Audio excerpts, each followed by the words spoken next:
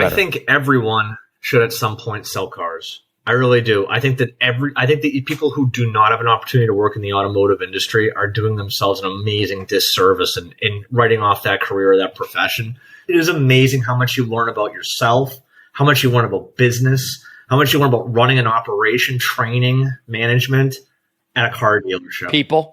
You get a crash course in how to run a business. In fact, I don't believe I could have started either of my two technology businesses or the other two I'm working on today without that experience in automotive. I firmly believe that was a game-changing event for me in my life. I always said that when kids get out of school, I mean, what they need to do is travel the world for at least a month, if not longer, just see something and sell cars for a year. I agree.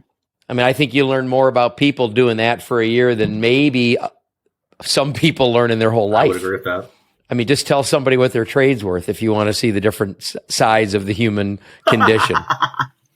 That's funny. I had a guest on that he'll be released soon named Kevin Hurrigan, who's been recognized as Digital Marketer of the Year and a keynote speaker at Nationwide. I can't think of the venue now. CEO of the Year, been featured on Business Magazine here in Tampa Bay. Good businessman. He just merged with another digital marketing company, and he doesn't know because it's not public, but I think he's number 1, 2, or 3 largest digital marketing company in the United States. He's doing now like $33 million a year or something. Good for him. That's great. His dad's not an ex, but growing up with his dad, and his dad's a general manager of a Ford store up in Pennsylvania. And he says that he's carried everything forward from the little bit of time he spent selling cars, either helping his dad or when his dad kicked him out of the house one summer in college, when his dad asked him, what are you going to do for the summer? And he's like, oh, it was a tough semester. I think I'm going to reflect. He's like, yeah, you'll have a job by Friday or I'll get you one. And it was selling Hyundais. It's unbelievable because, that other industry I mentioned I'm looking at working in right now, cannabis dispensaries. It is amazing the similarities between these two businesses in terms of customer service. Explain, please. Okay. Yeah. The similarities between selling cars and pot dispensaries, please. I can. There's a couple different really major ones. It is a transaction that can start online but needs to be finished in person. So they have digital retailing tools in automotive that get you so far down the financing and all of that, and then you have to come in and sign. Basically, it's not a fully immersive online experience.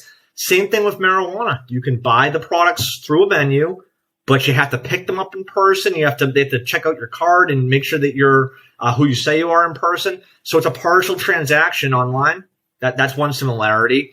Some other similarities are a lot of these first-time business owners in the dispensary land are heavily reliant on third-party listing sites. In automotive, we call those sites things like Cars.com, Car Gurus, Auto Trader.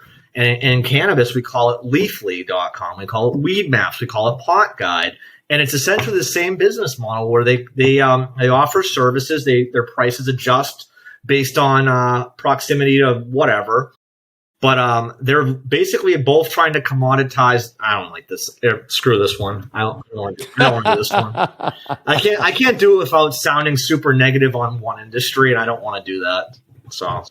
Okay, but thank God it's not a live stream. Yeah, thank God. Well, I figured a way to recover, but no, I mean, let's just skip it. Sorry. I can tell you a similarity between the car business and the cannabis. Okay, business. Go for it. Both salespeople want you to smell it. That's funny. This has been Jeff Stearns, Connected Through Cars.